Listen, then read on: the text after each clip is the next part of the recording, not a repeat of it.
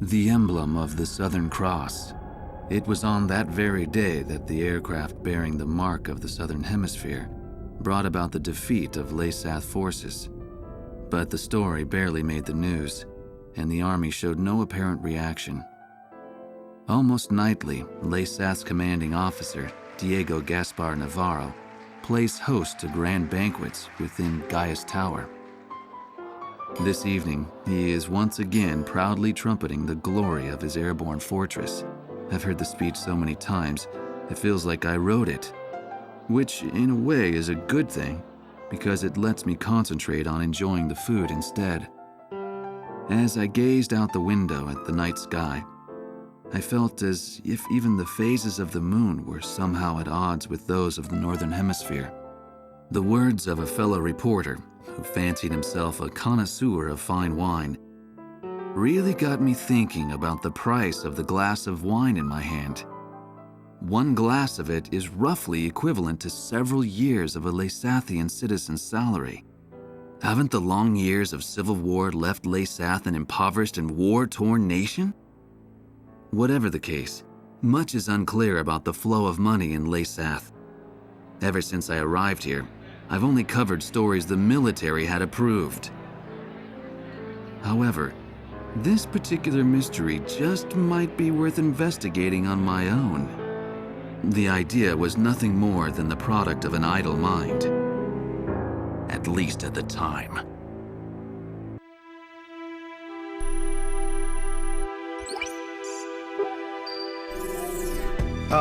Okay, let's get started with a report of the situation.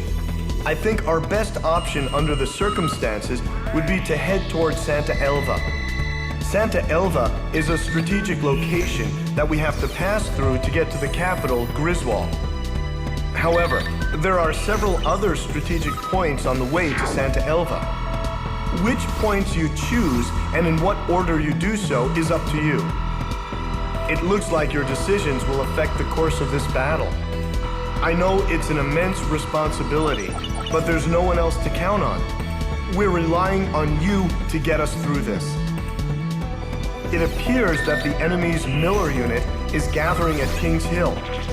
It looks like they're trying to take back Port Patterson. I wonder what they're up to. Next, we have reports that the Allied Davis unit is cut off at Stand Canyon. Gleipnir took off from Puna Base and is currently standing by at Terminus Island.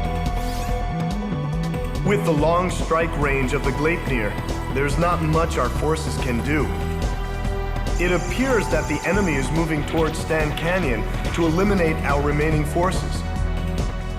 We'll need those remaining forces in our attack on Santa Elva, so I think we should probably send help. If left alone, they'll be helpless against the aerial fortress, just like what happened to us at Cape Aubrey. Also, Santa Elva is a key location for the enemy, and I think they'll concentrate their forces there. We'll have major problems if they send in their aerial fortress.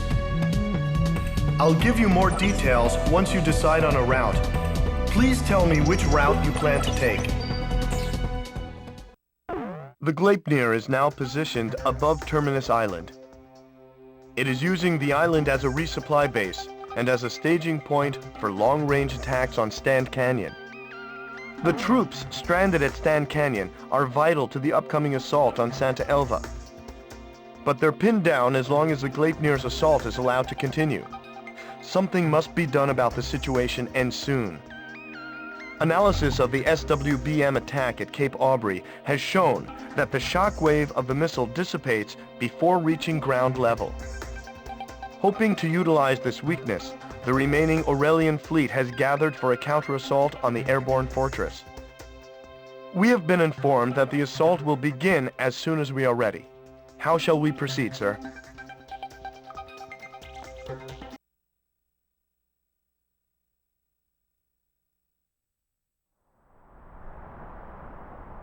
First Fleet to Third Fleet. Any sign of the Gleipnir? Third Fleet. No sign of it yet. Understood. Continue your patrol of the area. What's that sound?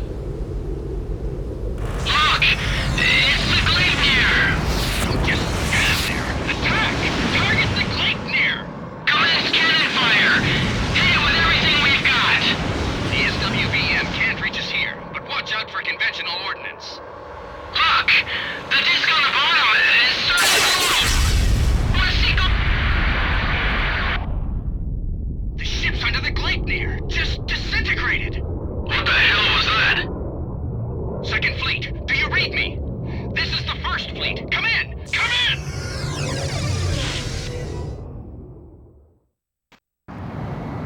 All of those ships destroyed in an instant.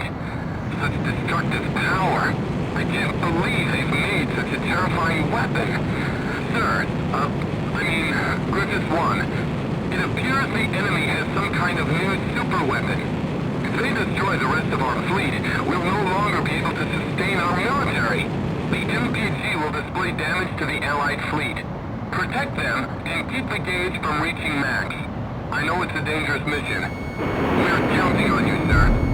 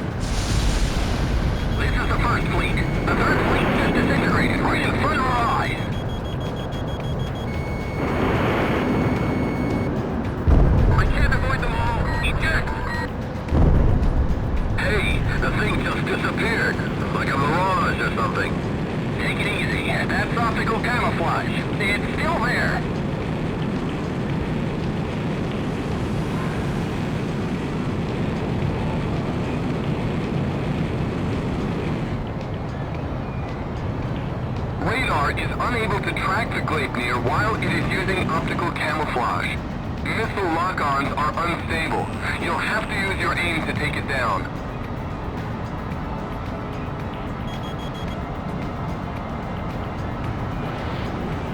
All right, I dodged it! Help me! He's right behind me!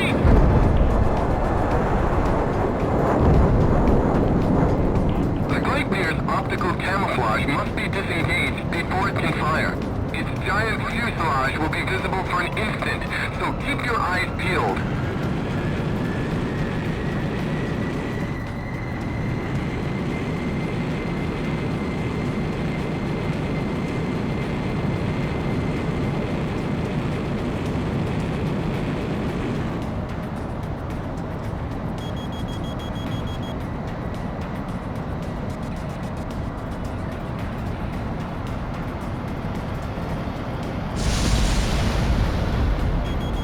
Warning, Allied fleet damage has exceeded 25%. All right, Griffiths 1! It disappeared! I lost sight of it again!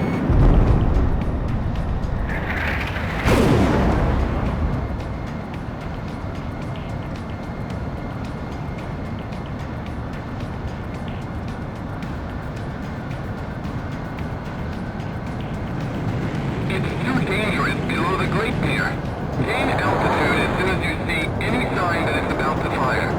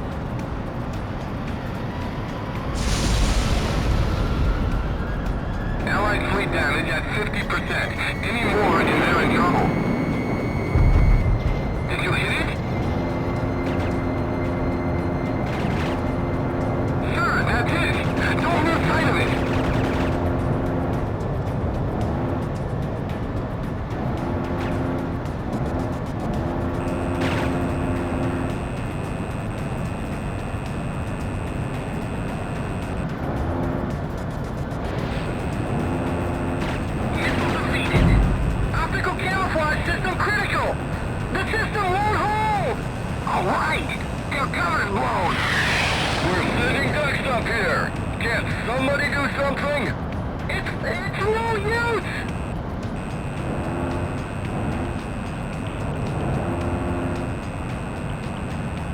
The Great Pier has started to climb.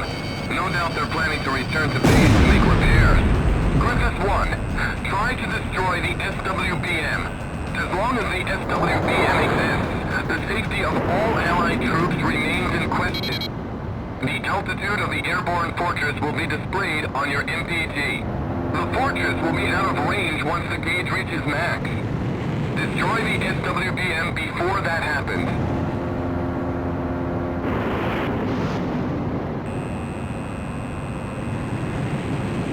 Damn, he's persistent. Shoot him down!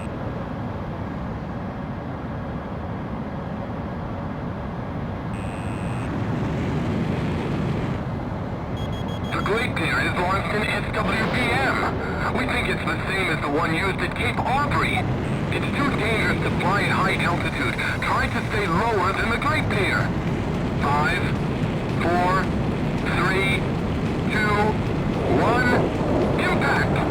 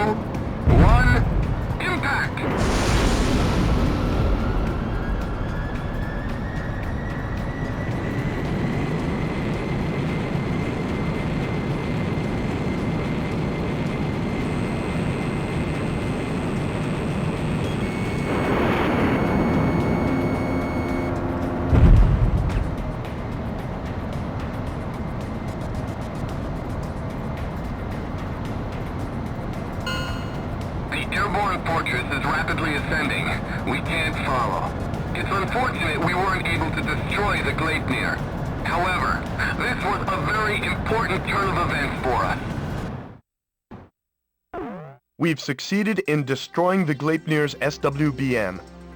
The surrounding area is no longer in any danger. Unfortunately, the Gleipnir escaped, but this victory has given us hope. I'm starting to feel like retaking Santa Elva is fastly becoming a reality.